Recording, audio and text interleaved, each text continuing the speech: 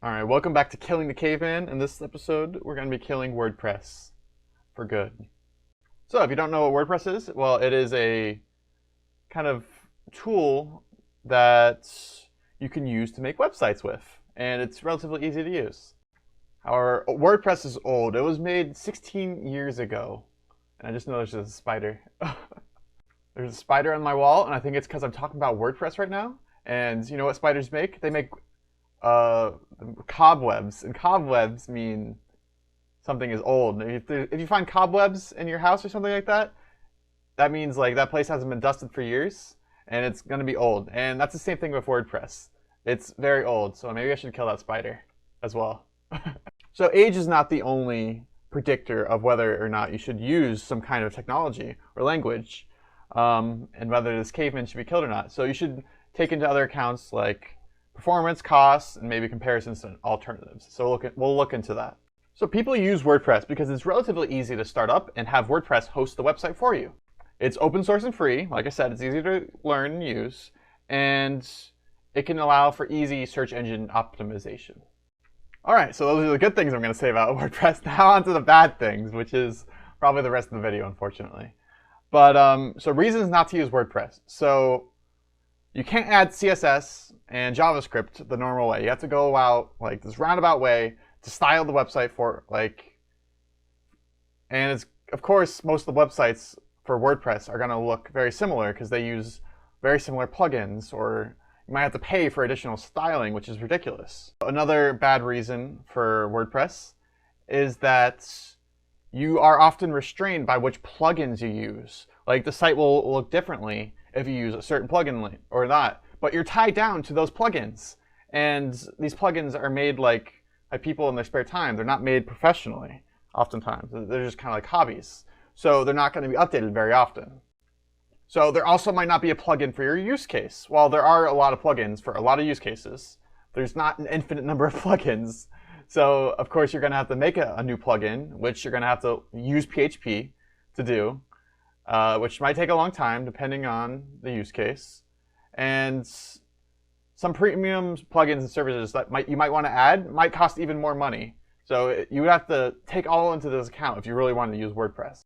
So if you're going to go the route of going to making your own plugin, it would probably just be better just to go for the alternative of just getting a statically hosted website with a modern framework like React, Angular, or Vue, and then going through and I guess creating all the services instead of plugins, because it's easier probably just to do it with a newer language and technology than going through the old PHP route, which is hosted on the server. You can also like get databases for much cheaper than what you would get with WordPress if you did it on maybe like using a cloud provider like AWS or Azure. So overall, you don't really get much freedom in how the website is like made and how it's designed.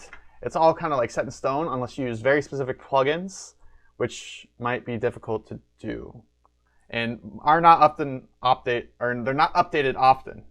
So hackers try to find vulnerabilities across all WordPress sites. If they find one, then you're very potential to be hacked because you're using WordPress, and that means your site's going to be easily targeted.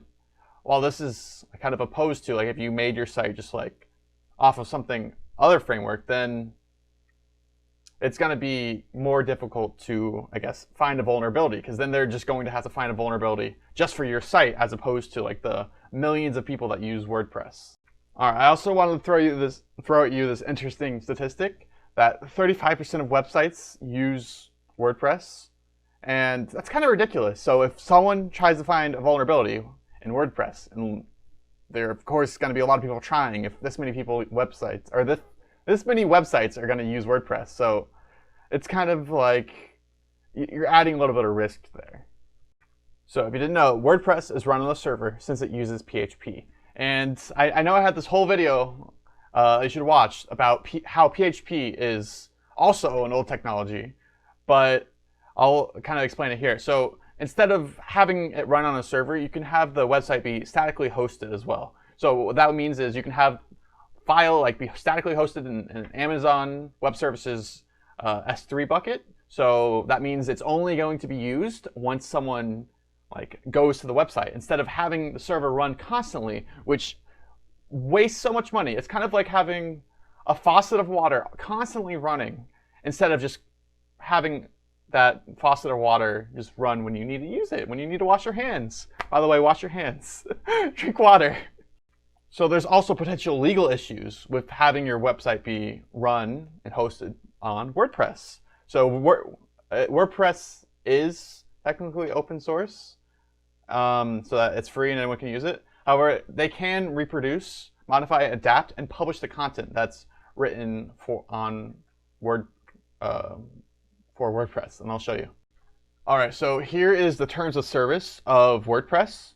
So I just did like a Control F for content, and look how much content is here. Anyways, so by submitting content to Automatic, which is the creator of WordPress, for inclusion on your website, you grant Automatic a worldwide, royalty-free, and non-exclusive license to reproduce, modify, adapt, and publish the content solely for the purpose of displaying, distributing, and promoting your website. So this kind of seems like kind of sketchy, and I don't know. I don't know if I want to trust like this website, Automatic, with this. Like, have you heard of Automatic before? Like, you've probably heard of WordPress before, but not Automatic. So the fact that they can allow your content to be like given to third party, it's kind of I don't think I can like that. So I would rather not having it be like distributed to kind of third parties. They kind of like say like it's a reblogging function, like, oh, it's just a fun reblogging thing. Except, I don't know.